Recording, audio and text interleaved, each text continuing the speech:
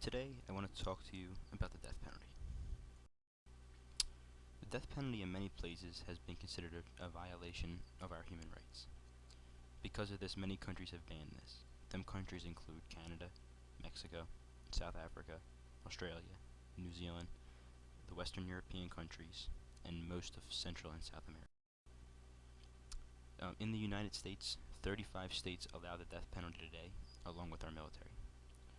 Although more than half of the states allow this form of punishment, executions are still very rare, and less than 1% of murderers are put to death each year.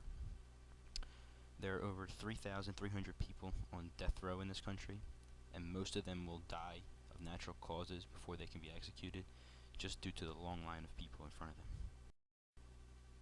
Here's a map of the United States to explain to you the states that do use the death penalty.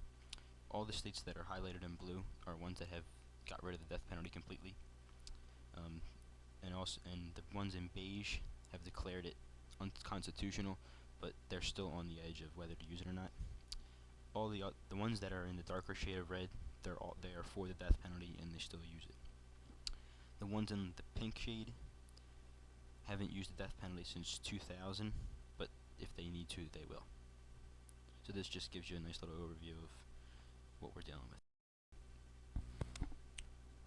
In 1972, the case of Furman v. Georgia, this is the first time that we see the Supreme Court get involved in a case dealing with the death penalty. In this case, the Supreme Court ruled 4-5 to say that the death penalty is unconstitutional. Although the 5 who voted it was unconstitutional, each of them had a different reason why. Just because it's such a touchy subject, there's really so many different aspects of it. This case didn't get rid of the death penalty, though. Just put a temporary hold on it, just to see how everything worked out without using it, and see where everything would go from there.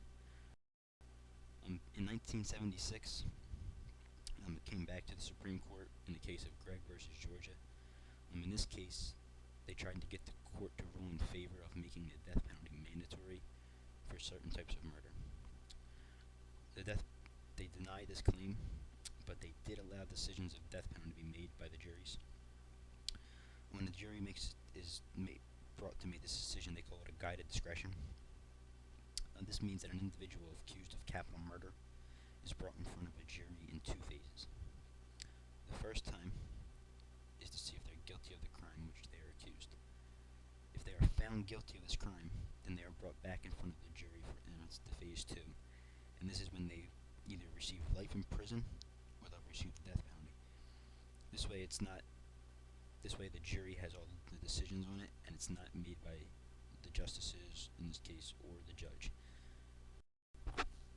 Other rulings that have been made by the Supreme Court on the death penalty, we saw that in 2002, the case of Atkins versus Virginia has put an end to the execution of people who are mentally retarded. They cannot really control their actions, so to execute them for this, they just found it wasn't right. Also, in 2005, the case of Roper versus Simmons, this stopped the death penalty from being used on juveniles. So any case dealing with a juvenile being the one who is being put on trial, they cannot be put to the death penalty. Just off the table, can't be done. In 2008, it's brought up again, the case of Bays versus Reese.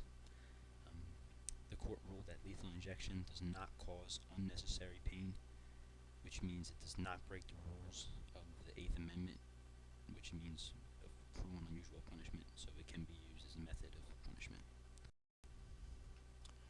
So in conclusion, the death penalty is just one of those topics that people are always going to be on both sides on. Some are going to say, is it right? Should you be able to live that knowing you've taken the life of someone else? And others are going to say, 2 wrongs don't make a right. Why, if they already killed somebody, why make 2 families feel the pain? It makes sense, but just something needs to be done. So the Supreme Court really does have their work cut out for them on this one.